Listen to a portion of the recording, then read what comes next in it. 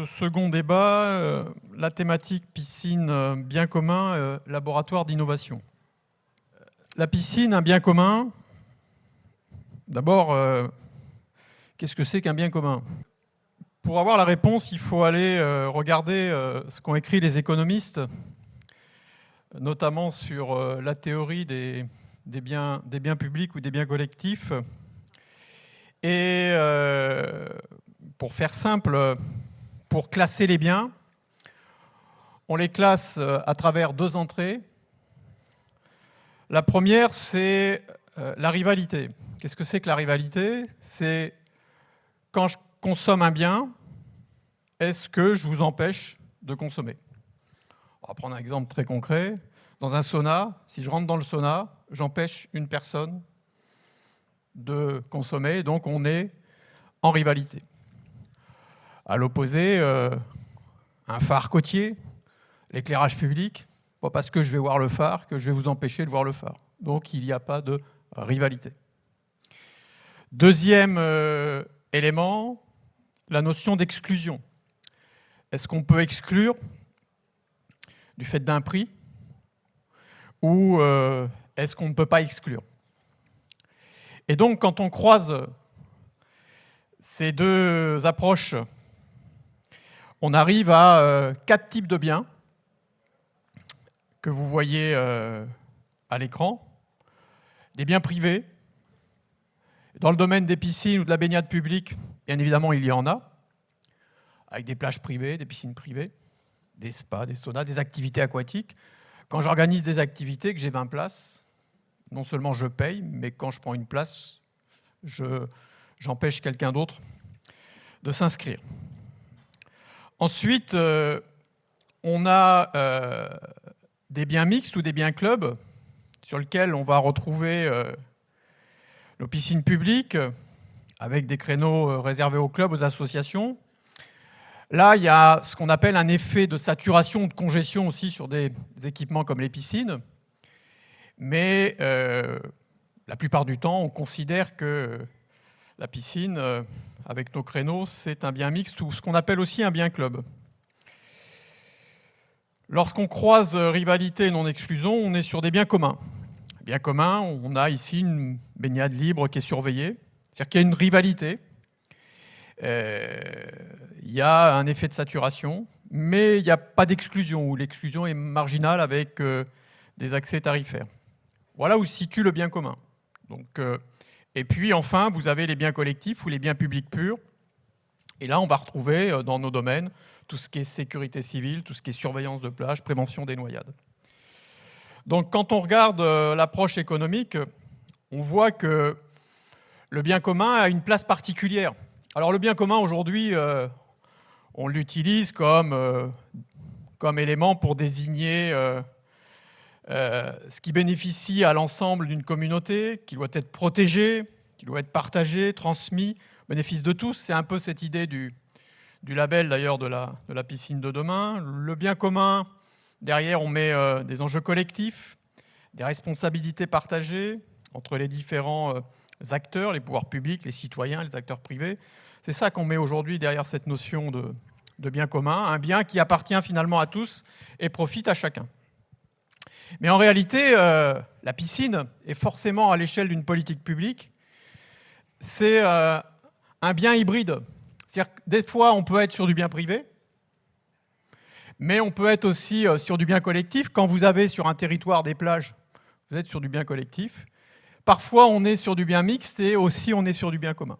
Donc c'est tout l'intérêt, au-delà de ce que j'ai dit tout à l'heure en introduction du premier atelier, c'est tout l'intérêt aussi de réfléchir sur cet équipement et cette politique publique qui est la politique aquatique. Donc, par rapport au sujet, la piscine est bien évidemment un bien commun, mais plus que ça, c'est un bien hybride. Deuxième thématique, un laboratoire d'innovation. Alors, moi j'ai l'habitude de dire, et depuis très longtemps, que la piscine est sans doute un des équipements où on innove le plus, où on recherche systématiquement des solutions, traitement d'eau, traitement d'air, tout ce qui est autour des consommations. Et on aura des témoignages. Et l'exemple de cet événement montre que les industriels recherchent aussi des solutions. Et dans les équipements publics, je pense que la piscine est l'équipement qui fait aujourd'hui le plus de recherche et d'innovation. Alors, quand on croise bien commun et laboratoire d'innovation, l'hypothèse qu'on pose, et on propose de répondre à ces questions, c'est la piscine est un lieu où l'innovation devient un levier pour renforcer sa dimension de bien commun. Qu'est-ce qu'il y a derrière? C'est de dire que si on veut que la piscine reste un bien commun, donc accessible à tous et pas trop cher, il faut continuer d'innover. Et on va voir qu'il y a plein de formes d'innovation pour continuer à maintenir la piscine sur le positionnement du bien commun. Dit différemment, l'innovation est indispensable pour préserver la piscine comme un bien commun aujourd'hui à l'ère des transitions écologiques, économiques et sociales. Voilà comment on vous propose d'appréhender ce sujet, piscine, bien commun, laboratoire d'innovation. Alors, les innovations au service du bien commun, elles sont multiples. Alors, j'ai fait une tentative de schéma avec ChatGPT. C'était pas vraiment une réussite, mon truc. Mais bon, c'est une image. Je trouve que ça rend bien, mais alors après, il ne faut pas lire. Mais bon, voilà, l'idée, c'était quoi? C'est qu'au milieu, vous avez la piscine laboratoire d'innovation. J'ai pourtant dit à ChatGPT, tu fais plein de fautes. Il me dit oui, mais bon, il n'avait pas réussi à les corriger. Bon, enfin bref, peu importe. Vous avez compris l'idée. C'est que les innovations, elles sont multiples. Les innovations écologiques, environnementales, les innovations digitales, en termes de modernisation, gestion de la data, gestion managériale, des innovations technologiques, des innovations aussi architecturales, penser la piscine de demain avec l'ensemble de ces éléments et ces évolutions, et puis des évolutions économiques, financières et sociales. Donc, on a ici 5 évolutions, 5 intervenants, avec 5 profils différents. Donc, je vais demander à chaque intervenant de pouvoir illustrer ces innovations. Donc, on aura Nicolas qui va illustrer la première innovation sur l'innovation écologique environnementale. Ensuite, pour l'innovation digitale, on aura Olivier qui interviendra. Ensuite, pour l'innovation technologique, on passera la parole à Thierry Dozer. Pour l'innovation architecturale, bien évidemment, on aura un architecte. Et on terminera par l'innovation financière et économique avec des montages dont vous n'avez pas nécessairement connaissance et entendu parler, avec Jean-Christophe Robic qui représente la Caisse d'Épargne. Donc, vous connaissez les règles, un temps de présentation assez court pour qu'on puisse engager le débat. Donc, Nicolas nous a envoyé des slides. J'hésite à les présenter, parce que quand il y a des slides, c'est toujours trop long. Nicolas? J'ai 7 minutes. Timing. Allez, on y va. Donc je suis sur un territoire, donc du coup Fougères Agglomération, qui représente à peu près 28 ou 29 communes, 55 000 habitants, une ville-centre de 20 000 habitants, et donc on bénéficie d'un centre aquatique qui est très très important, 7 bassins, 1400 mètres carrés de plan d'eau, un bassin nordique, voilà, avec une hauteur sous plafond de plus de 9 mètres, voilà, donc 4000 mètres à chauffer. Donc piscine qui a maintenant 15 ans. Et donc moi je suis arrivé juste avant le Covid, en 2019. Et donc on s'est beaucoup questionné pendant le Covid et juste après au niveau de la crise énergétique. Donc le chemin avait été parcouru depuis 2013 avec le recrutement d'un responsable technique déjà, parce que vu les consommations de la piscine, Voilà, il fallait qu'on fasse quelque chose. Donc le directeur précédent avait déjà investi pas mal de choses. On a recruté un très très bon responsable technique, niveau BTS maintenance industrielle. Donc ils ont commencé à amorcer les sujets. Réduction des consommations d'eau, réduction des consommations de gaz. On est une chaufferie biomasse. Donc on a fait beaucoup d'actions. Je publie beaucoup de choses sur LinkedIn. Pour ceux que ça intéresse, ils peuvent m'interroger sur le sujet. Et donc le gros sujet, c'était de se dire comment on peut maintenir le service public à partir de 2020, sachant que moi j'ai un coût de fonctionnement actuellement de 2 millions d'euros par an, voilà, et que j'ai 1 million d'euros de recettes en chiffre d'affaires. Donc la piscine coûte 1 million d'euros à la collectivité. Et comment nous on se positionne pour garder une piscine ouverte, pour maintenir le service de la natation, c'est-à-dire les scolaires, les instituts handicapés, les clubs et aussi tout ce dont a parlé Patrick ce matin. Et donc on a mis en place un laboratoire d'idées avec les équipes en interne. Et donc tous les ans on se questionne et qu'est-ce qu'on peut améliorer sur la démarche. Donc moi je suis Jean-Co Compatible et le Shift Project depuis déjà plus de 10 ans. Donc je suis toute l'actualité là-dessus. Et donc on a essayé de faire du low-tech, c'est-à-dire qu'on s'est questionné sur notre fonctionnement en interne.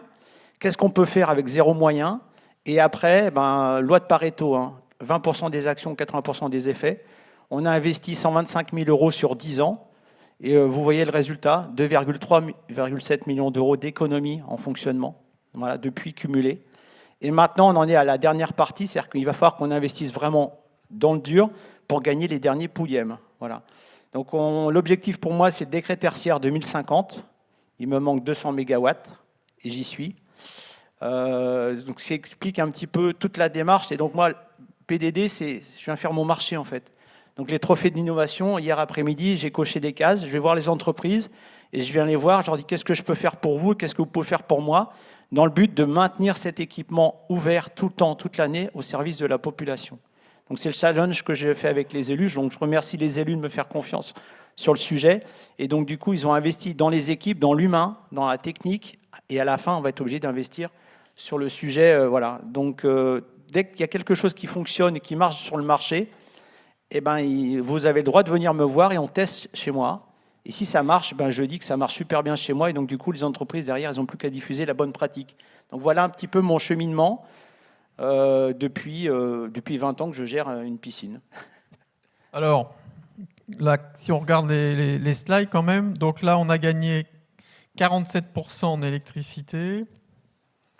84% sur le gaz. Ouais. Donc on a une chaufferie biomasse qui était un choix au départ. On avait des problématiques de fourniture de bois. Du coup, on a changé le fournisseur. On a optimisé notre chaudière. On est maintenant à 95% de fourniture de chaleur, à 43 € le mégawatt de chaleur bois. Sur l'électricité, on a quasiment divisé par 2 les consos électriques. Donc on est allé très très loin. Sur les derniers pouillèmes, on a encore gagné 7% cette année. Donc on joue avec la FMI. Pour ceux qui ont des ratios, on est à 35 litres jour baigneur pour 220 000 entrées par an. On est à 72 litres, voilà. Pour m'amuser, j'adore... Les 72 litres vidange comprise, à l'année. Vidange comprise, ouais, c'est ça. Voilà, donc je prends ma facture d'eau à l'année, je divise par le nombre de clients et j'ai mes consommations. Donc j'essaie de travailler un petit peu aussi avec Patrick sur des ratios. Donc on se compare et donc c'est de se dire qu'est-ce qu'on peut mettre en place pour qu'on puisse se comparer les uns les autres pour voir à peu près qu'est-ce que c'est une piscine performante. On travaille beaucoup aussi un petit peu avec mon ami là-bas, Olivier. Et donc du coup, c'est de se dire on est des directeurs, on est des gestionnaires et comment on peut mettre en place des outils pour que ça fonctionne. Donc voilà les objectifs du décret tertiaire. Alors c'est quoi le décret tertiaire? C'est combien? Donc là aujourd'hui, on est à 3000, c'est ça, kilowattheures par mètre carré de bassin. Voilà. Il me manque 200 mégawatts et j'y suis. Il faut aller à 2800. Voilà. Donc en gros, dans le décret tertiaire, vous avez soit vous prenez votre année de référence et donc c'est moins 30, moins 40, moins 50, soit vous prenez une formule de calcul qui est un petit peu complexe, qui est la valeur use plus CAPS. Et donc en gros, c'est le nombre de kilowatts par mètre carré en fonction de l'exploitation de la piscine. Comme j'ai un bassin nordique, je consomme beaucoup. Donc il y a des formules de calcul qui est assez alambiquées. Patrick l'a communiqué sur son réseau. Il faut avoir un bon tableau Excel pour bien la comprendre. Et donc moi, je me suis appliqué ça et bon, voilà où j'en suis. Et l'empreinte carbone, c'est pareil. On a fait le scope 2 et le scope 3 sur la piscine en empreinte carbone. Donc je suis à 10 kg par usager en production de carbone. Et donc on n'a plus que 7% de l'énergie utilisée issue de fossiles pour la piscine. qui consomme 4 gigawattheures par an en énergie. Voilà un petit peu la démarche. C'est performant déjà, je trouve. C'est pas mal. On peut mal, faire hein. mieux. Ouais, je trouve. On On peut faire mieux, ouais. Et sur du neuf, ils font aussi bien que ça déjà? J'ai lu un petit article sur la piscine des Jeux Olympiques. Ils étaient à 4000 mégawatts par mètre carré de bassin. Je suis déjà à 3000. Donc le centre olympique, ils peuvent venir me voir. Je leur donne des bonnes idées. Mais attends, mais ils n'ont pas ouvert. Ils n'ont pas ouvert encore. Ils ouvrent Non, mais c'est ce qu'ils ont annoncé dans la presse. Ils ont annoncé dans la presse. Dixit Bouygues, hein. C'est Bouygues qui a annoncé les chiffres. Ah ouais, ça c'est ceux de la concession. Ouais. Très bien. Merci pour ce premier témoignage. Deuxième, Olivier, en matière d'innovation digitale, de modernisation, dans la pratique notamment, qu'est-ce qu'on peut aujourd'hui mettre en exergue? Mais du coup, on a le premier palier expliqué par Nicolas qui, pour recentrer sur le sujet que vous avez posé, on est sur un bien commun. La piscine, donc c'est plutôt un bien commun qui est une architecture. On est sur un patrimoine. Et ce patrimoine, il faut être en connaissance de causes plus fines, ce qu'a démontré Nicolas sur son établissement, pour connaître effectivement ses consommations énergétiques. Mais il y a énormément de data sur les strates de fonctionnement du centre aquatique qui sont à collecter, à analyser. Et c'est cet élément-là d'analyse qui va permettre de croiser ensuite au niveau de la data pour faire émerger des ratios et rejoindre le sujet de ce matin qui était d'alimenter la réflexion des élus sur l'orientation de la politique sportive aquatique qui a été décidée en amont, de la corriger, de la faire évoluer, de l'arrêter là où les chiffres donnent des indicateurs non pertinents et de développer des sujets que l'innovation effectivement autour du monde de la piscine nous pousse à regarder, à mettre en œuvre éventuellement selon des cahiers des charges coûts, moyens, résultats. Donc cette gestion de la data, elle est effectivement incontournable, aujourd'hui mise en avant et servie par des innovations technologiques qui sont effectivement nombreuses sur le salon de la piscine de demain. On démarre dans la sous-station, parce qu'effectivement le pilotage de la data, il nous permet effectivement de suivre le comportement du bâtiment.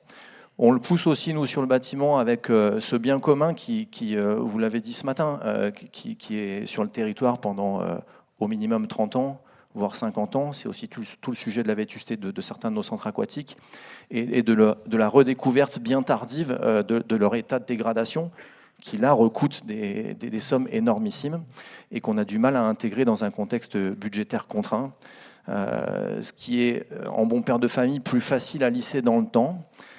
Donc on a aussi alors c'est pas de l'innovation en tant que telle, mais autant faut-il pouvoir le suivre sur un aspect managérial avec cette spécificité aussi de maintenance technique des bâtiments. On en a aussi touché 2 mots ce matin, Thierry en a parlé. Il se pose la question sur un prochain centre aquatique réhabilité de est-ce que j'ai du technique en interne, si je trouve un recrutement adéquat, est-ce que je confie à un prestataire extérieur. Mais quel que soit le mode de gestion que vous allez trouver pour gérer votre bâtiment, il faut que derrière il y ait une expertise de ce qu'est mon bâtiment. Moi, j'ai une trentaine de familles répertoriées sur la vie du bâtiment techniquement parlant. J'ai quasiment 300 outils technologiques qui tournent. Tout ça, on l'a modélisé aussi sur un outil GER, gros entretien renouvellement, qui nous permet d'être à la fois dans des alimentations de budget annuel. Moi, sur le centre aquatique que je gérais très récemment encore, on était quasiment à entre 75 et 100 000 euros de budget de fonctionnement annuel pour le bon entretien de toutes ces machineries-là. Ce boulot-là, il faut le faire parce que effectivement, un roulement sur une pompe, il va se dégrader qu'au bout de 4 ans ou 5 ans, mais si j'ai rien fait en amont, ça va me coûter bien plus cher au remplacement. C'est du b.a.-ba, mais c'est quand même un suivi sur la data qui est très important. Il alimente aussi les choix d'investissement sur des PPI pour des renouvellements plus massifs de parties techniques plus importantes, sur des CTA, sur des médias filtrants, etc. Donc cet ensemble-là de données, à nouveau, on est bien aidé par les prestataires qui sont Comment on aujourd'hui. les capte ces données-là? Il faut aller les mesurer, il y a des capteurs, tout est intégré dans un ordinateur, c'est de l'intelligence artificielle.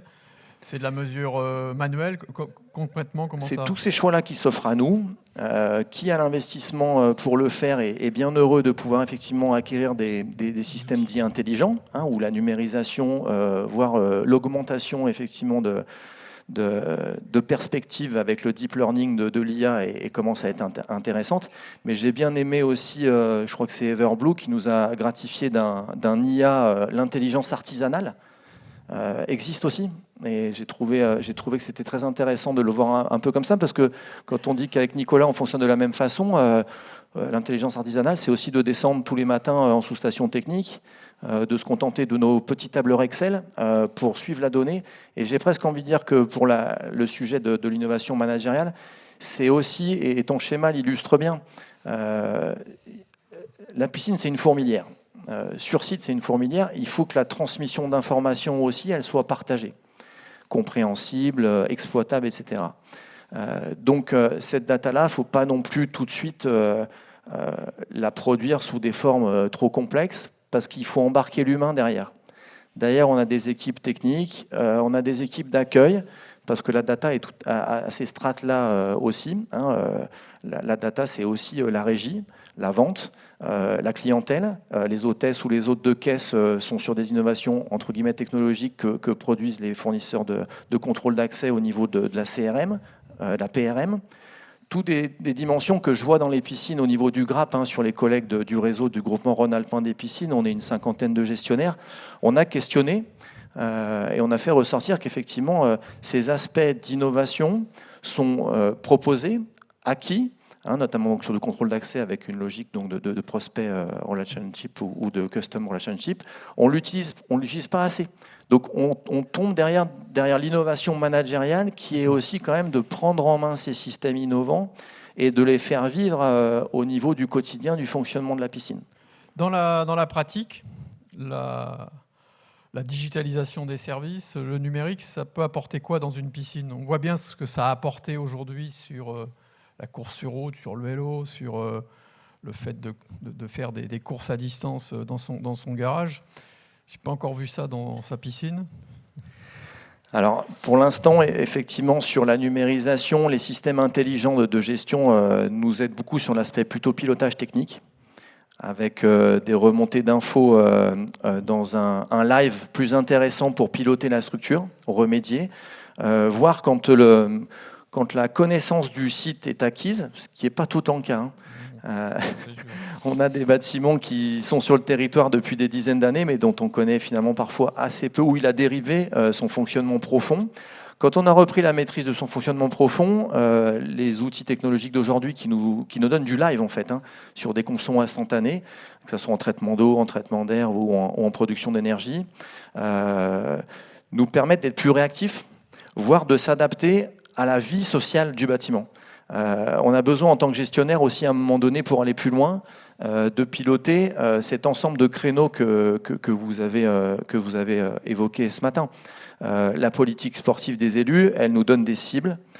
Ces cibles-là sont transcrites, pour ceux qui sont dans les administrations quotidiennes des piscines, ça va vous parler, sont transcrites en plan d'occupation des bassins.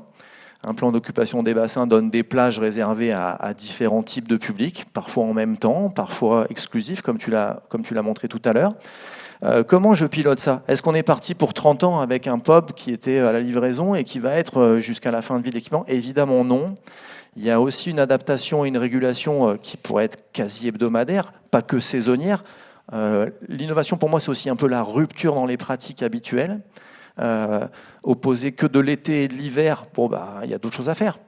Opposer que de la période scolaire et des vacances scolaires, il y a autre chose à faire, parce que dans une période de fonctionnement scolaire, j'ai pas tout le temps la même typologie des lundis, j'ai pas tout le temps la même typologie de fonctionnement des semaines, et de pouvoir piloter mon équipement au niveau des ouvertures de type de bassin dans la même halle, de volumétrie d'air à traiter en fonction des fréquentations, du traitement d'eau aussi à réguler en fonction des fréquentations, ça devient possible avec ces innovations technologiques qui nous donnent du temps réel.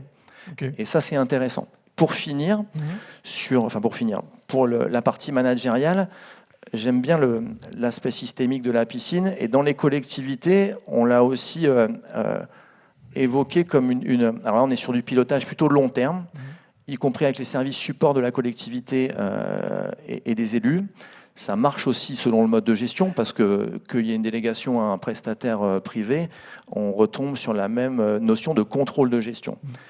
pour moi, le pilotage aussi des centres aquatiques et la modernisation ou la rupture qu'on doit aussi avoir, c'est de plus partager cet échange de data avec les services de la collectivité. On a encore trop de fonctionnement de piscines qui peuvent être très bons sur site, mais qui ont du mal à communiquer avec un DAF, avec un RH, avec des élus, pour être justement sur une extraction. Alors après, on est sur de la finesse un peu dézoomée.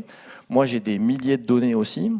On prend des KPI, on fait un petit reporting trimestriel avec nos élus, et on prend l'essentiel, mais pour dire tous les trimestres, on a une visibilité sur le comportement de l'établissement.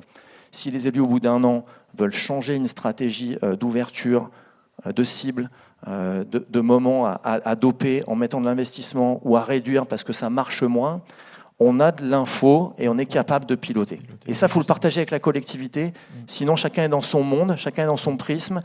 Et là aussi, c'est une rupture qu'il faut créer pour être dans la modernisation et que ce bien-là persiste dans le temps, vive sa belle vie jusqu'au bout et serve au public.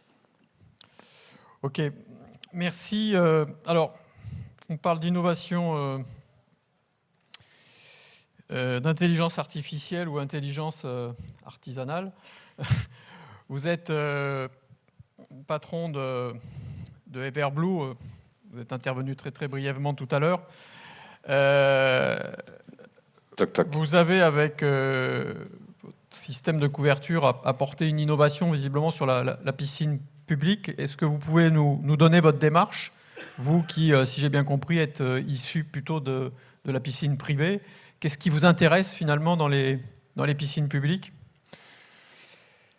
Alors l'innovation technologique repose sur une chose que l'on oublie parfois, c'est le bon sens.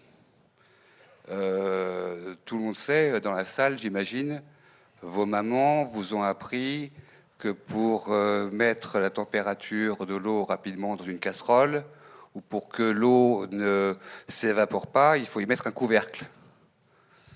Et pourtant, ce bon sens de vos mamans, sur les piscines, je crois qu'il y a 6000 piscines en France, il y en a 4000 qui ne sont pas isolées. Donc le bon sens, c'est la première chose qui crée l'innovation. Mais pour qu'il y ait l'innovation, il faut qu'il y ait une contrainte. Et la contrainte, aujourd'hui, on ne l'avait pas hier, c'est la contrainte du prix de l'énergie et de la contrainte de ressources de l'eau. Avant, on ne se posait pas ce genre de questions. L'électricité n'était pas chère. L'eau, il y en avait. Alors l'eau, il y en a toujours. Il y en a quand même beaucoup. Il y a même 1 milliard de mètres cubes qui se perdent dans les canalisations. Ça, vous le savez. C'est 1 litre sur 5 qui n'arrive pas jusqu'au robinet.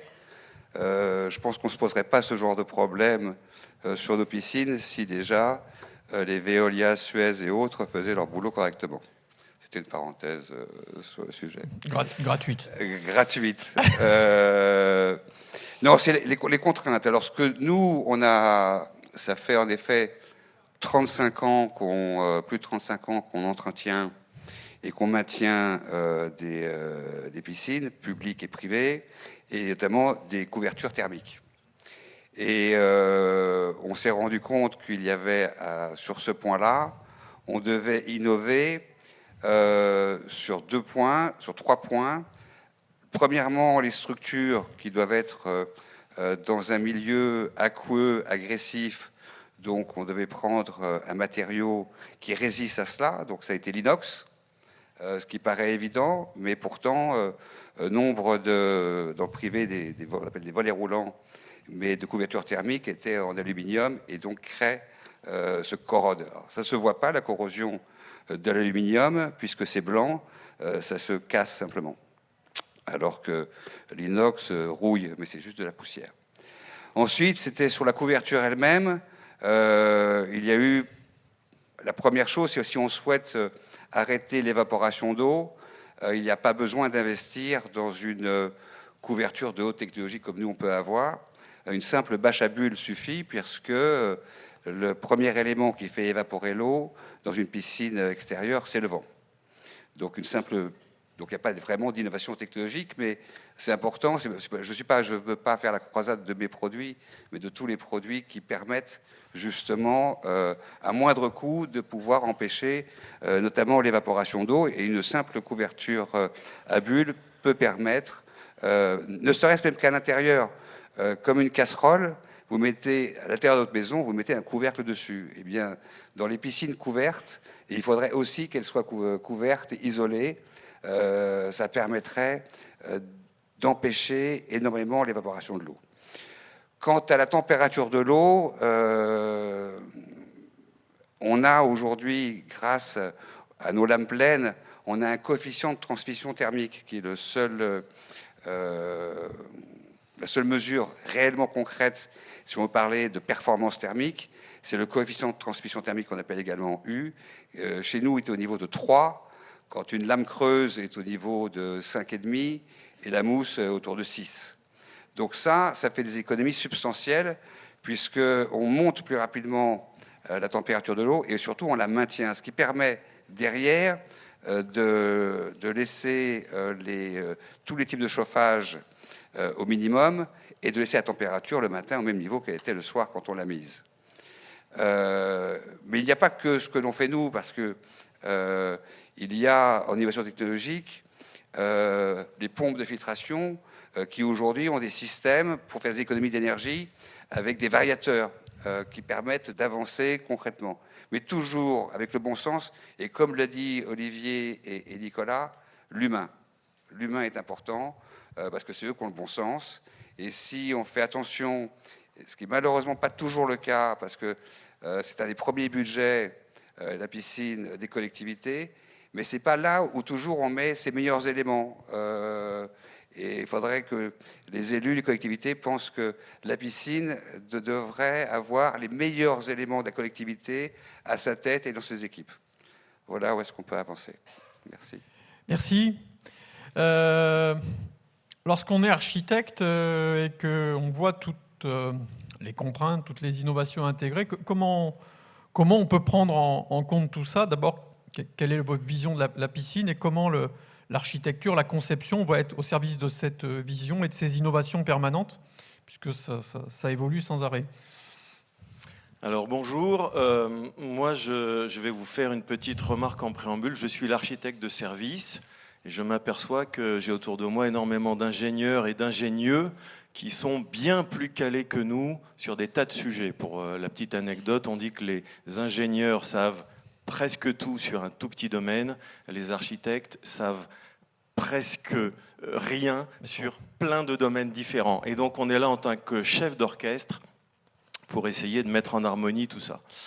Et donc nous, notre vision, c'est, vous êtes bien plus calés que moi d'ailleurs, qui ne suis pas un spécialiste de la piscine, hein, je dirige A26, qui est une agence d'architecture de 180 personnes, et on a un département spécialisé dans l'architecture sportive. Et je précise, sportive et pas que piscine, même si on en fait beaucoup. Et donc notre vision, c'est qu'on a besoin de vous tous et des innovations, et je pense que ce salon est la démonstration qu'on a besoin d'être informé, de se tenir au courant. C'est un lieu essentiel pour nous pour venir pêcher des informations et les mettre en musique ensuite, parce qu'on est le chef d'orchestre de cette organisation, de ces bâtiments que l'on conçoit. Au-delà de ça, Patrick, vous avez parlé en début de présentation de l'hybridation, et vous avez parlé de l'hybridation de la piscine. Et moi, je pense que l'hybridation, elle va au-delà de la piscine. C'est-à-dire que notre vision d'architecte, et la mienne en particulier, qui suis plus généraliste, c'est qu'il faut dézoomer un petit peu, et on est dans un univers qui se regarde beaucoup, et pour autant, j'ai l'impression, et je suis volontairement le poil à gratter, que la piscine est un peu dans son monde, et je me demande pourquoi finalement on a des lieux qui sont à ce niveau de spécificité et à ce niveau d'isolement, et pourquoi, comme il existe dans d'autres pays éventuellement, pourquoi ce ne sont pas des complexes plus larges avec des services associés, avec plus d'inclusivité. Pourquoi aujourd'hui, alors qu'on parle d'économie d'énergie et vous êtes super calé là-dedans, on est obligé pour un utilisateur qui veut aller à la piscine, faire ensuite une demi-heure de transport en commun ou de vélo pour aller faire du fitness, ou encore pour la fin de la journée dans un troisième centre pour aller faire un cours de tennis ou faire une séance de paddle. Voilà, je me pose toutes ces questions-là, et en fait, en dézoomant, notre responsabilité d'architecte et d'urbaniste, puisqu'on est aussi urbaniste, c'est de dire comment on construit la ville, comment on intègre la piscine dans un environnement qui lui est favorable, quel intérêt pour la collectivité, quel intérêt pour les usagers. Et donc c'est là le rôle social de l'architecte. C'est assez intéressant, on a constaté que récemment un éditeur de logiciels a fait un concours auprès des étudiants sur réinventer des complexes sportifs. Et c'est très intéressant les réponses qu'on a eues. On essaye de développer les mobilités douces quand on va à la piscine, mais à côté de ça, on pourrait en profiter pour avoir un atelier de vélo et de réparation, une halte garderie. On ne sait jamais quoi faire des enfants, on n'a pas envie de les plonger dans le grand bain avec la couche, etc. Voilà. Donc pardonnez-moi si je suis un peu dans la provocation ou dans le poil à gratter, mais je pense qu'on a une réflexion véritablement importante sur la place de la piscine si on veut qu'elle continue d'exister dans notre ville de demain, et pas que la piscine de demain. Et cette hybridation, elle m'interpelle, elle m'interroge. Voilà. Donc on a besoin de toutes ces spécificités, de toutes ces nouveautés et toutes ces innovations. C'est absolument passionnant et je vous félicite tous. Nous, on essaye de les apprendre, de les intégrer, de les mettre en musique, mais on sait très bien que l'équation économique de la piscine, elle est extrêmement précaire. Et aujourd'hui, des municipalités, des villes qui ne sont pas capables de subventionner la piscine vont la perdre, tout simplement. Donc, quelles sont les sources de profit annexes ? Et là, on rejoint votre questionnement sur intérêt public. L'intérêt public, voilà. Comment on fait pour apprendre à nos jeunes de nager ? Et je discutais dans la rénovation d'une piscine qu'on a fait à Thury-Harcourt avec le préfet qui disait c'est quand même dingue, on est à 20 km de la mer et les statistiques que je ne souhaite pas trop dévoiler sont catastrophiques en termes de noyade chez les jeunes. Et pourtant, on est à 20 km des plages. Donc il y a une vraie responsabilité sociale. La piscine doit continuer d'offrir ce service-là, mais aussi probablement d'en réinventer d'autres et de la rendre équilibrée d'un point de vue économique. Voilà. Alors juste, la question que vous posez sur... effectivement, l'idéal, ça serait un complexe. Et à l'étranger, il y en a plus qu'en France. Alors, oui, en France, il y en a quelques-uns. C'est le constat qu'on a fait. Ça reste assez marginal. Où on serait sur des logiques de polarisation avec plusieurs étages, la piscine et l'ensemble des espaces sportifs publics et privés d'ailleurs, avec de la diététique, du service, pôle médical, etc. etc. Vous qui avez la vision de la ville, qu'est-ce qui fait que ça bloque aujourd'hui en France ? Pourquoi on n'arrive pas à créer ce type d'équipement ? Alors certes, ce serait quand même dans les grandes villes. Est-ce que c'est un problème de travail en silo de chaque élu ? Est-ce que c'est une vision de la ville qui n'est pas aboutie ? Comment vous analysez ça ? Ou un problème de moyens ? Oui, il y a sans doute plusieurs facteurs. En fait, c'est très français, c'est-à-dire qu'on nous met dans des cases. Alors, quand vous avez fait 5 piscines, vous êtes l'architecte de la piscine. Voilà, si vous en avez fait qu'une, vous n'êtes pas l'architecte de la piscine. Donc ça, c'est un peu des réflexes, on va dire, un peu simples. Mais au-delà de ça, on a tendance à répéter des recettes qui fonctionnent et qui ne sont pas mauvaises, mais qui ne nous permettent pas d'avancer vers une démarche plus large. Et ce côté où nous, on cherche à dézoomer et à intégrer toutes les innovations que vous faites, à travailler avec la ville sur des expériences intéressantes qui ont été menées, par exemple, sur... on sait très bien que l'eau, c'est un sujet énorme. Pourquoi on n'a pas plus de piscines avec des réservoirs qui ensuite permettent d'avoir des autolaveuses qui balayent les trottoirs des villes ? Pourquoi est-ce que c'est si marginal? Ça, c'est une vraie question. Ça veut dire que le monde de la piscine a travaillé sa piscine et elle est très performante et de plus en plus. Et de toute façon, si elle ne l'est pas, elle va disparaître parce que le coût est insoutenable. Mais en même temps, mais on a un gisement d'innovations qui sont celles du bon sens, comme vous disiez. Et plutôt que de rejeter l'eau dans les égouts, plutôt lavons les surfaces. Créons, voilà. Et alors, comme en France, on est toujours dans ce système de petites boîtes et de segmentation, eh bien, on s'aperçoit que le monde de la piscine discute assez peu avec le monde de l'assainissement de la ville. Et finalement, le service de la ville se dit non, mais moi, c'est simple, j'ouvre un robinet, j'ai de l'eau, je puise, je remplis mes réservoirs, ma petite balayette va faire la rue. Mais à côté de ça, on jette des milliers de mètres cubes de litres. Des milliers de mètres cubes d'eau, dans les égouts. Voilà. Donc c'est cette question-là que je pose. Je pense que l'innovation, elle est dans un retour du bon sens, mais aussi dans un dialogue renforcé de l'ensemble des acteurs. Et pas que de la piscine, j'ai envie de dire du sport. Je pense que c'est sans doute lié aussi à des systèmes de silos dans les fédérations. Et je pense qu'une interfédération serait très intéressante. Normalement, c'est le rôle du ministère des Sports. Je pense que les fédérations seraient amenées à mieux et à plus discuter entre elles, à trouver des solutions, mais aussi, de toute façon, les élus locaux, la gestion de la ville, la gestion de l'urbanisme, tout ça sont des sujets passionnants. Et nous, on essaie de les mettre en musique. Et par ailleurs, comme on réfléchit beaucoup à ces sujets, on a chez A26, avec des partenaires, et notamment la Fédération française de natation, et sous le parrainage de Florent Manodou, on a inventé un concept qui s'appelle Aqualib, et qui est sur sa rampe de lancement. On va sans doute réaliser la première piscine Aqualib.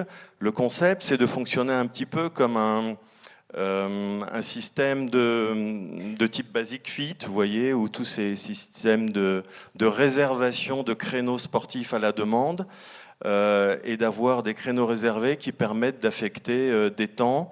Et je prends toujours cette image de l'autoroute qui est dimensionnée pour les jours du départ de vacances au mois d'août, où on a des élargissements monstrueux, des péages énormes, et en réalité, ça ne sert que 3 fois par an. Voilà. Et là, le système d'Aqualib que l'on propose, c'est de dimensionner à l'inverse à minima, pour que le coût soit très supportable par la collectivité, pour que les équipements soient réduits à leur strict nécessaire, mais qu'ensuite, il y ait des créneaux de réservation qui nous permettent d'aller nager ou profiter de tout l'accompagnement qu'on voudrait plus large d'ailleurs aussi, de type santé, bien-être, sauna et j'en passe et des meilleurs, mais dans un temps déterminé qui laisse la place aux autres et dans un roulement vertueux. Merci. La Caisse d'épargne est partenaire des collectivités depuis plusieurs siècles. Vous avez 28 000 collectivités comme clients et vous les accompagnez bien évidemment dans ces projets. Comment aujourd'hui vous pouvez accompagner une collectivité dans la rénovation d'une piscine, dans la construction d'une piscine nouvelle, éventuellement sur des modèles alternatifs? Est-ce qu'aujourd'hui vous avez anticipé cette transition écologique, transition énergétique? Est-ce que vous pouvez nous dire un peu où vous en êtes sur ces sujets de financement? Écoutez, bonjour à vous toutes et tous. Merci de me laisser m'exprimer sur ce sujet. Alors déjà, vous pouvez, avant de répondre à votre question, pourriez vous étonner sur le fait qu'un banquier participe à une thématique qui est sur l'innovation. Il faut toujours avoir un banquier pas très loin. Voilà, quand même, un banquier a plutôt une image un peu figée et de surcroît en plus sur une autre thématique qui est les infrastructures sportives et milieux aquatiques. Bon, en fait, nous, au réseau Caisse d'Épargne, enfin moi je suis à BPCE pour le compte du réseau Caisse d'Épargne, on a fait un constat qui est simple. On est dans un monde changeant, profondément changeant, avec un changement de paradigme important. Et donc, il était vital pour nous de nous adapter et de continuer à accompagner nos clients, donc les collectivités locales, sur ces changements. Ça, c'est le premier élément. Le deuxième élément, je suis désolé, alors le banquier aussi a un autre problème, c'est qu'il est un peu autiste, donc je risque d'utiliser des termes peut-être un peu techniques et financiers, je m'en excuse par avance. Là, le groupe BPCE a pris un engagement depuis un certain nombre d'années, qui est l'engagement donc de fixer une trajectoire bas carbone. Donc, vous avez dû entendre parler du NZBA.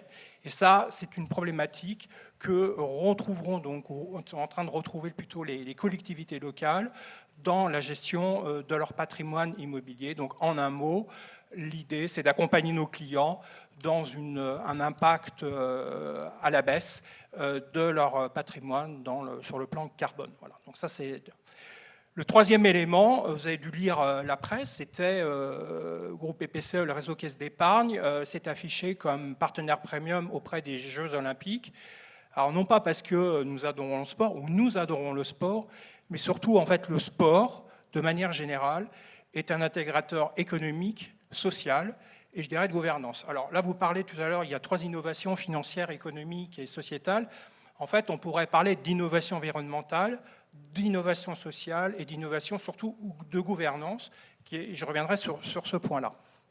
Alors, pour répondre maintenant à votre question, comment accompagner en fait les collectivités donc, dans le cadre des rénovations des infrastructures dites aquatiques, on a en fait un certain nombre d'outils, de dispositifs qui permet de le faire. Alors, le premier qui est un peu innovant et qui commence d'ailleurs à être, je dirais, présenté à nos clients collectivités locales, qui est le fameux dialogue ESG, qui est un dialogue stratégique, donc ESG, donc environnemental, social et gouvernance, qui permet donc, en fait, c'est un dialogue stratégique qui est instauré entre le chargé d'affaires et la collectivité, qui permet en fait d'identifier donc tous les besoins que peuvent rencontrer la collectivité ou les risques, on appelle ça, je m'en excuse encore une fois, des risques sectoriels auxquels la collectivité est confrontée.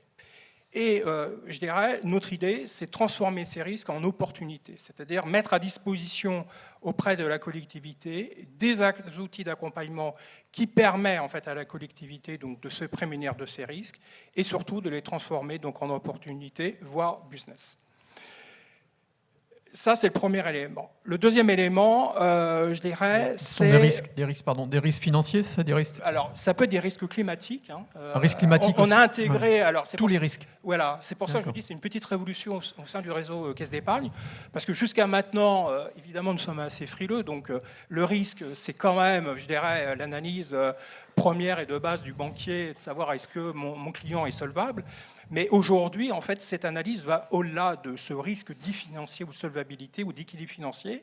Il va donc sur d'autres risques qui sont des risques climatiques, des risques sociétaux, voire des risques de gouvernance. Donc en fait, cet échange stratégique en fait, va assez loin et permet en fait, d'accompagner le client sur tous ces points-là.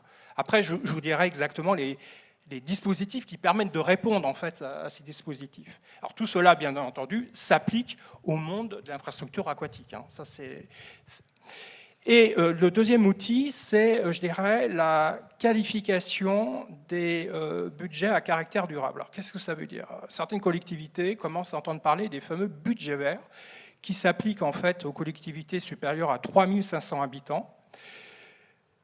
Ça, en fait, ce dispositif demande à ce que les collectivités puissent tracer ligne par ligne leur budget et savoir si ces lignes de fonctionnement d'investissement ont un caractère durable. Donc notre outil, on a un outil au sein du réseau Caisse d'épargne qui permet donc de qualifier ces lignes et évidemment, on peut l'imaginer. Là aussi, tout à l'heure, je vous parlais de risques économiques, de risques de transition environnementale. Toute ligne qui n'est pas, en fait, je dirais, à caractère durable, présente en fait un risque. Et là, on met en place un plan d'action ou d'accompagnement auprès de la collectivité locale pour transformer en fait toutes ces lignes qui ne sont pas à caractère durable dans premier abord, à caractère durable sur, je dirais, une trajectoire à moyen terme. Alors, juste que je comprenne bien, donc pour les communes de plus de 3500 habitants, il y a une annexe aujourd'hui qui va être obligatoire, dans laquelle je vais avoir la piscine, qui peut potentiellement être jugée comme à risque. Exactement. Au titre environnemental, c'est ça ? Ouais. Et donc pour laquelle il va falloir que je produise un plan d'action qui va démontrer que j'ai conscience du problème. J'ai conscience du problème et comment réduire mes dépenses. Par exemple, tout à l'heure, monsieur parlait de dépenses en fait, énergétiques importantes. Comment je vais réduire mes dépenses énergétiques. D'accord. Voilà. Vous appelez ça le budget ER, c'est ça? Budget vert. Budget vert. Oui, budget vert. Budget vert, vert comme la couleur. Vert comme la couleur. Tout est Ok. comme je suis habillé en bleu, mais j'aurais pu être en vert. Mais bon, voilà. Donc ça, c'est un autre élément. Alors, pour répondre aussi à tout cela, en termes de financement, Oui. on en a parlé d'ailleurs hier soir, qui est le financement à impact. Voilà. Alors, un certain nombre d'établissements bancaires commencent à vous parler de prêts à impact. Alors, sans nous vanter, en fait, le réseau Caisse d'Épargne a été les premiers à lancer le prêt à impact en fin 2019, début 2020. On a commencé d'ailleurs par les bailleurs sociaux, mais également sur les collectivités locales. En fait, en quoi consiste très rapidement en fait, le mode de fonctionnement du prêt à impact? C'est qu'on va fixer donc, auprès de la collectivité locale un indicateur, qui peut être un indicateur ou un KPI, un indicateur environnemental ou social, ou de gouvernance. Et si la collectivité atteint cette performance dite extra-financière au bout d'un certain temps, il va bénéficier d'une bonification de taux. Et cette bonification de taux va réellement se matérialiser par une rétrocession d'un flux financier. Je m'en excuse, c'est un vocabulaire un peu lourd là, mais voilà. Donc c'est ça en fait le mode de fonctionnement du prêt à impact. Aujourd'hui, je suis à 4000 kWh. Je me dis que dans 10 ans, je suis à 2500. Je vais emprunter pour pouvoir réaliser les travaux pour passer de 4000 à 2500. Et si je dépasse mon objectif, vous allez faire en sorte que mon crédit soit moins cher pour moi. Moins cher. Alors donc on va en fait rétrocéder une partie des intérêts qui auraient été ou des agios qui auraient été arrivés Et si par ma le piscine client. devient à énergie positive, vous me rendez l'argent. Exactement, voilà. C'est ça. Enfin, pas tout à fait, il y a quand même le capital à rembourser, je vous signale. Mais bon. Non, mais en tout cas, le mode de fonctionnement, c'est ça. Donc, en fait, c'est un mode d'accompagnement qui challenge en fait, le client sur cela, d'autant plus qu'on est adossé à une agence extra-financière qui s'appelle SCOP, qui est une agence européenne, et qui permet en fait, de valider en fait, ces critères d'atteinte. Voilà. Donc, ça, c'est ça. Et ce qui est un peu novateur par rapport, je dirais, au prêt impact, vous pouvez entendre parler auprès des autres établissements financiers, c'est qu'on met permettez-moi l'expression, on met en scène un troisième acteur qui est le milieu associatif. Alors, c'est pas par hasard parce que le réseau Caisse d'Épargne, historiquement, est, je dirais, un établissement qui accompagne en fait les associations. Mais en tout cas, dans le prêt à impact, le client a la possibilité, la collectivité, de reverser une partie ou la totalité de cette bonification, donc de cette rétrocession de flux financiers, à une association qui peut être une association sportive. Et vous financez le club de foot en plus. Voilà. Ouais, c'est magique. Ou hein. un club de natation. Club aquatique. Voilà, un club de natation, voilà. Ou water-polo plus précisément. Voilà. Ok. Donc voilà, je dirais l'écosystème du prêt impact. Il y a alors d'autres dispositifs, on entend peu parler, qui est les enveloppes de la BEI, la Banque européenne d'investissement. Donc la BEI régulièrement lance en fait des enveloppes à thème. Il y a eu des enveloppes sur la mobilité décarbonée, une enveloppe il y a eu il y a un an à hauteur de 150 millions d'euros sur les infrastructures sportives. Là, c'est à peu près le même mode de fonctionnement que le prêt impact, c'est-à-dire que, évidemment, c'est un taux bonifié, et le client est éligible à cette enveloppe sous réserve de respecter un certain nombre de conditions. Voilà. Donc, le réseau Caisse d'Épargne est pourvoyeur de cette enveloppe régulièrement, avec des thématiques. On est en train de réfléchir et mener une négociation avec la BEI pour que, justement, il nous valide en quelque sorte ce fameux prêt impact, donc de telle façon que si mon client est éligible au prêt impact, il le sera auprès de l'enveloppe BEI, et donc il y aura un double cumul, la bonification offerte par le réseau Caisse d'Épargne et le taux bonifié par la BEI. Enfin, le dernier point. Ouais, alors juste sur les financements européens, j'ai publié ce matin un article sur Décideurs du sport, sur le guide des financements européens. Bon, je me fais un peu de pub quand même, mais ça peut vous être utile aussi ce guide. Excusez-moi. Non, je vous en prie. Et le dernier point, on a, là comme ça je veux bien vous assommer en termes de technicité, on a un véhicule de titrisation qui s'appelle la SCF. Ça c'est à la mode. Oui, alors c'est à la mode, qui est un véhicule qui était dans le giron de l'ex-Crédit Foncier, qui permet en fait de transformer des prêts en obligations foncières et demain en obligations vertes. Voilà. Donc là aussi, on parlait de taux parce que c'est quand même le nerf de la guerre sur les collectivités locales. Là aussi, le client qui est éligible à la collectivité, donc au dispositif SCF, bénéficiera d'une bonification de taux. Voilà. Donc là, je vous ai un petit peu décrit les différents panels. Alors, ce n'est pas un catalogue, c'est vraiment des modalités d'accompagnement. Mais ayez en tête que je dirais la clé d'entrée, c'est surtout le dialogue stratégique, donc dialogue ESG, que va mener donc le chargé d'affaires avec son client. Et en fonction de ce dialogue stratégique, le client pourra bénéficier de l'un des dispositifs que je viens de dénoncer. Très bien. Merci. Je regarde l'heure, il est 32. On est parfaitement bien dans le timing. On est bien. Mais on peut quand même prendre quelques questions. Quelques questions, remarques, commentaires. Olivier, tu voulais rajouter quelque chose ? Quelque chose, Olivier ? Sur un point, en attendant, ou avant, s'il y a des questions ? Oui, une réflexion plutôt qu'une question. Effectivement, on a beaucoup parlé d'innovation technologique qui génère des problématiques de financement pour les collectivités. J'aimerais qu'à un moment donné, on puisse s'interroger sur les innovations en termes de recettes, puisque, bien entendu, pour financer les innovations technologiques, il faut qu'on génère des recettes dans les collectivités. Ce n'est pas toujours facile de convaincre les élus de pouvoir financer ces innovations technologiques. Donc voilà, l'idée c'est que voilà, aujourd'hui, lorsqu'on va au cinéma, on est en capacité de payer 10 € la séance. Et dans nos piscines, on est toujours à des coûts extrêmement bas. Donc est-ce que demain, avec des innovations en termes de fonctionnement, est-ce qu'on sera peut-être amené à générer des recettes plus importantes que celles qu'on a aujourd'hui ? Merci beaucoup Denis pour cette question. C'est typiquement le point que je voulais ramener avec l'éclairage de nos collègues sur et l'aspect architectural et la position de la piscine dans la société. Et puis les données économiques, parce qu'effectivement, on a beaucoup parlé des postes de dépenses.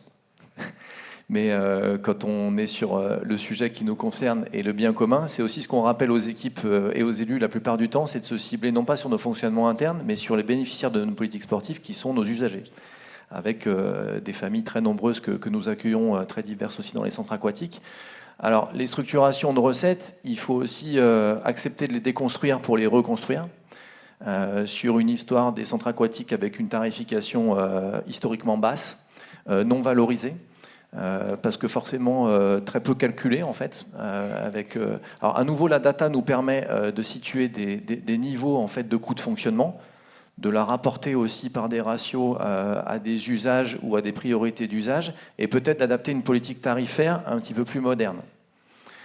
Je pense aussi, sans casser le modèle associatif, à la valorisation aussi d'usage de l'occupation des centres aquatiques par le monde associatif et de leur participation financière, ce qui interroge à nouveau leur propre modèle de fonctionnement par du sponsoring, mais c'est aujourd'hui des systèmes qu'il faut porter, ils sont lourds à porter dans les centres aquatiques et au niveau aussi de nos élus pour aller chercher cette recette qui est peut-être additionnelle, mais qui est quand même aussi un comportement économique plutôt naturel. Pour moi, de l'occupation à zéro, c'est compliqué de le comprendre. Je mobilise des créneaux pour un opérateur, je pourrais en faire autre chose, il m'apporte peut-être un complément de ma politique sportive, mais je sais qualifier son occupation de l'équipement avec un coût associé, et je sais lui demander une recette que l'élu qualifie. Si je dois lui demander 100 € de l'heure, peut-être qu'effectivement le politique a envie de couvrir cette dépense-là qu'à 70%. Parce qu'il l'accompagne sur le reste. Bref, c'est un sujet qui, dans la data et la remontée de data, nous est aujourd'hui un petit peu plus facile à mesurer et permettre aux élus de prendre des décisions. Après, l'innovation, elle est aussi sur qu'est-ce que veulent les gens d'aujourd'hui. Et je rebondis sur... Moi, j'ai trouvé super intéressant le dézoomage aussi sur la place de la piscine. Il y a aujourd'hui, par exemple, dans mon secteur, sur le Grappe, David Roulet, qui est directeur des sports sur la communauté de communes de Saône-Beaujolais, où le projet de piscine est un tiers-lieu.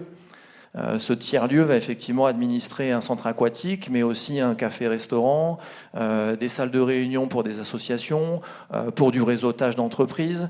Et finalement, ça me fait penser, alors ça c'est plus des réflexions historiques ou sociétales, mais la piscine de demain, est-ce que c'est pas la piscine d'hier avec les thermes romains, où on venait à la fois faire du pancrace, se nettoyer, nager, et puis faire du réseau aussi avec des hommes influents qui venaient se réunir dans ce contexte-là, avec les mêmes spécificités. Un accès pour tous, des prix très peu chers, un modèle économique où on recyclait de l'énergie, on brûlait des carcasses d'animaux pour faire la chaleur. Enfin bref, il y a pas mal de choses qui finalement on va simplement revisiter, réinventer.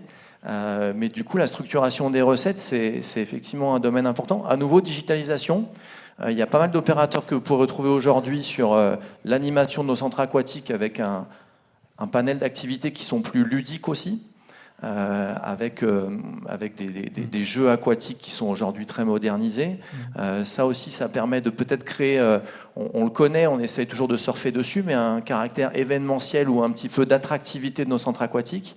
Donc la digitalisation, la modernisation nous permet d'aller chercher des recettes supplémentaires. Donc ce côté-là, effectivement, aussi très important d'être en capacité de générer de la plus-value sociale. Un dernier mot par rapport à ça. Rapidement. On a une difficulté quand même aussi française de qualifier, alors c'est peut-être une difficulté sociétale, c'est sortir aussi du PIB qui administre toutes nos relations économiques, mais la valeur sociale de nos centres, elle est quand même au balbutiement de son calcul. Alors il y a une étude australienne qui a montré il n'y a pas longtemps que $1 investi dans les piscines, c'était $1,36 de produits sociaux qui en ressortaient. À quand l'innovation du calcul effectivement de la valeur sociale de nos équipements, au-delà des structures de coûts, des degrés d'investissement, etc. On produit effectivement de la santé, du bien-être moral, de la relation entre les personnes. Et ça, comment on le mesure? Qui le mesure? Peut-être pas le banquier pour l'instant. Déjà, c'est bien qu'ils prennent en compte un risque d'impact avec les efforts énergétiques qu'on peut faire. On progresse. Dernière remarque, il faut très rapide, s'il te plaît, Thierry. Très rapide, ouais. Non, mais je voulais juste résumer ce que tu viens de dire. C'est pas en perfectionnant l'éponge qu'on a inventé le lave-vaisselle. Voilà, ça résume assez bien la manière de se réinventer. Attendez, je la note celle-là parce que... On peut conclure sur ça? Non. Juste une remarque. Patrick, une dernière remarque. Ouais, vas-y. Pour définir une stratégie, une politique tarifaire, encore faut-il savoir son coût unitaire. Oui. Donc comment on peut définir si on ne connaît pas déjà son coût? Alors, voilà, donc c'est la première question qu'on pose à un bon directeur, c'est combien coûte ton cours d'aquagym, combien coûte ta natation scolaire et combien coûte ton créneau sportif. Et à partir de là, on définit des clés de répartition, 25, 50, 75 ou 100%, et après les élus décident de la politique et de la stratégie financière. Mais si on ne connaît pas le coût de départ, on travaille sur du vent. Tout à fait. C'est pour ça qu'il faut rentrer dans un schéma vertueux un peu compliqué qui est là, mais qui résume ce qu'est une politique publique et la mesure de son impact social, puisque vous avez ici l'ensemble des éléments avec les publics, les plannings, les charges, les fréquentations et l'ensemble des indicateurs que vous retrouvez ici, y compris les indicateurs d'impact. Juste sur les recettes, moi, mon modèle, il est assez simple. Si déjà les recettes couvraient si le déficit de la piscine était égal aux charges fixes partout en France, on serait plutôt bien. Parce qu'aujourd'hui, en fait, ce n'est pas le cas. C'est-à-dire qu'on a des fréquentations supplémentaires qui augmentent le déficit et ce qui met les élus dans des positions extrêmement compliquées. Donc si déjà on avait juste un modèle assez simple et construire notre politique tarifaire là-dessus, je pense qu'on aurait déjà bien avancé.